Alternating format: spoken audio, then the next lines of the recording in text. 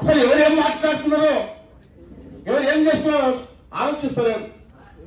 ఒకరు మాట్లాడుతుంటే ఎవరు గుసగుసలు పెడుతున్నారు. మనకి ఏదో పెద్ద తెలిసినలాక ఏం తెలియలేదు. ఇన్ని రోజులు బ్రాహ్మణ సంస్కృతి మోసం, ఇలా హిందూ భావజాలని మోసపోయిన ఇప్పుడు ఇంతవరకు జిల్కర్ మాట్లాడింది. జిల్కర్ ఆయన సామాజికవేత్త అన్న అనేక వ్యాసాలు రాసి చాలా మాట్లాడిండు.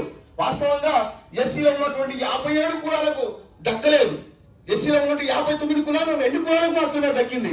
2 కులంలో మొదటి కులంలో మాలలు అనుభవించిండ్రు రిజర్వేషన్ 15%, దాని తర్వాత మార్గాలు అనుభవిస్తున్నాడు. కానీ మిగతా 57 కులాలు చిట్ట చివరి వరకు అనుభవించలేదు. ఏదైనా లేదు, విద్య లేదు, ఉద్యోగాలు లేదు, ఆర్థిక రంగంలో ఏ రంగంలో లేదు. మనం అనుభవించాల్సిన అవసరం వచ్చింది. వర్గీకరణ జరిగితే మనకు న్యాయం జరుగుతుందని మనం అనుకున్నాం. అందువరకే కృష్ణమాదికి ఏమడి 30 సంవత్సరాలు నష్టం. మన ముందు ఇప్పుడు నేనేమంటున్నానంటే ఆర్థికంగా సామాజిక